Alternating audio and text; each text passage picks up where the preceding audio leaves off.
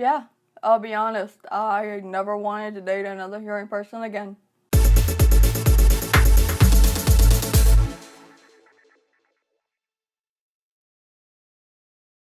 Hello and welcome back to the channel. Today I'm going to be talking about my dating life and what I wanted after I got out of my first relationship and eventually what ended up happening anyway. I think this is a video that will really resonate with a lot of deaf people, especially ones that end up being in the middle of both worlds a lot, so hopefully. If you have not yet though, please subscribe and make sure to hit that notification bell after so you get notified after I upload a video. So my first relationship ever was with a hearing man, and it lasted almost 3 years. It was a long distance relationship, and we had met when I was 100% fully mainstreamed. I really wasn't in deaf culture in the community at all. My ASL was 0 to none with some water and ABCs, right? And well, actually, when we officially met, like in person, I had already dipped my toes into the community because it was after I went to LA for the first time and was involved with deaf people in person for the first time. But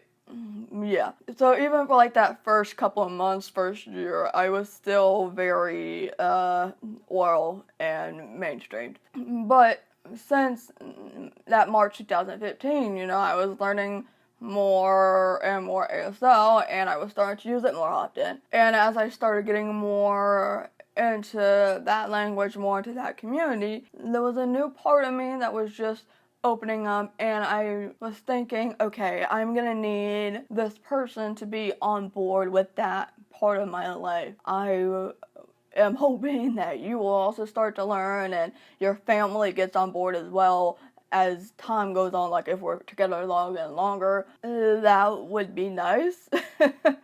Oh, hi. So as I'm editing this video, one thing that I really want to point out real quick is that my ex was running ASL, and like he would use it regularly, like it was like spotty kind of ASL, but it wasn't like, there wasn't any real focus to really improve and take classes and really be immersed into that kind of thing, unless I had to like beg or take him with me to that sort of thing. So yeah. Like, not expecting fluency by any means, because I definitely was not fluent and still am very far from it, but just a little bit here and there was also nice. But also, and there was that little fear that it was going to become a problem, because then people are going to be like, oh my god, I have to like do this and that for you. But we ran into another problem, right? I need typed communication often. So like, if I wasn't understanding something that was being said, and I would ask so-and-so to type or write, a family member, when I would be visiting for like holidays and things like that, two things would happen for most of the relationship. They would look at me like, what? And like, they could have been using their phone just 2 seconds beforehand, but then by the time I was asking, hey, could you type what you just said down? It was like they had absolutely no idea how to use a phone anymore, and that is so common. And then the second one would just be, or also it goes with the first one, they would just say no and keep on talking, and I was like, and this was happening every single time on both sides of the family. It was so frustrating. I hated being alone. I mean, you could be completely surrounded at the dinner table. This is dinner table syndrome. I've talked about it before. You could be surrounded by all the people, and you're supposed to not feel so lonely. But because there's a language barrier, there's a hearing communication barrier, you are still alone regardless. And it sucks because it's like no one actually cares about you. They're ignoring you. I mean, a part of me has social anxiety, right? So I'm like, oh, please leave me alone anyways. But a lot of it was just the fact that these people didn't want to put in the effort. Why was I putting in so much effort to try to communicate with you, to try to understand you, go home with a migraine and just exhaustion, and you couldn't even pull up a phone and, type one single sentence, right? And without fail, nearly every single holiday event would end up with me, like, crying in the bathroom or, like, being in the basement area or just any other separate room away from them and crying, and then there would be fights, and it was just so frustrating. And I was told that he was asked, or they said, I'm afraid that you or her, or blah, blah, blah, is going to leave us because of this situation, of this problem. And now all I can think about is, why wouldn't I? Why wouldn't I? I should have done it a long time ago, if I'm going to be honest, because why would I want to put myself through such disrespect and oppression, ableism, autism, things like that? Why would anyone want to put themselves through that? It took 2 years to finally have someone write on an iPad. Like, why is it taking 2 years for the bare single minimum? I don't know, it's just so frustrating. And it just kept getting worse and worse because I felt like I had to do this whole thing over and over again, at least 2 to 3 times a year. And I was just done. I was like, it was part of the reason why I was just like, okay, I'm out, I'm gone, I'm done with this. And after that, I told myself, don't date a hearing person ever again. Maybe a CODA, a child of a deaf adult, sibling of deaf adult, because they would know they get it. Granted, the deaf community does have issues with CODAs, and so does sibling of deaf adult. Soda. That's so amusing to me. But yeah, granted, the deaf community does have issues with CODAs and sodas sometimes. I'm sorry, I can't take that seriously. But at least it was better than getting into a relationship, or would have been better than getting into a relationship with someone who had zilch experience. Now, that's not to say that all hearing people with zilch experience of deaf people are gonna be like the people in the previous scenario, because you see YouTube channels going around right now, like Sign Duo, for example, and just other deaf hearing couples. They're doing fantastic, to my knowledge. I just this past weekend, a deaf woman that I met has a hearing husband, I'm pretty sure, and he's fantastic, he's phenomenal, I love him. But it's very common to experience what I had experienced, and I didn't want to go through that again, especially as I was just becoming more and more into it. It's like in the beginning, it was kind of like, because I was just dipping my toes in, but once you spend more time with people like you and getting immersed into it, a language that is so much more accessible to you. Like I said, I'm not fluent. I'm fluent in English. I'm not fluent in ASL, but when I was in Austin for MausCon and we had staff meetings and there was so much ASL that went way over my head, mostly because of speed, because wow, it's like Sonic in this living room. It still felt more accessible to me.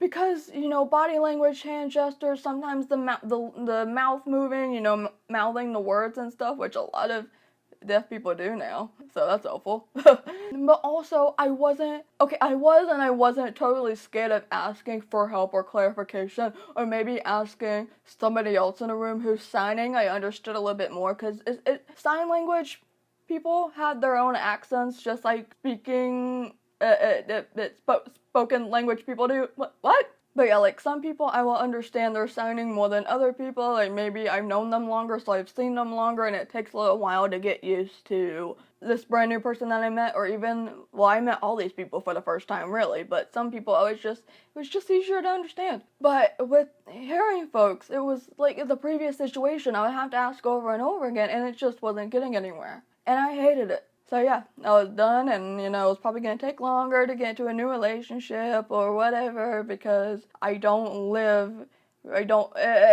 the deaf people that tend to surround this particular area are either way too old or way too young, so it's really hard to connect with anybody here. But like everybody else was like in DC or Los Angeles or Austin or Toronto, so it was.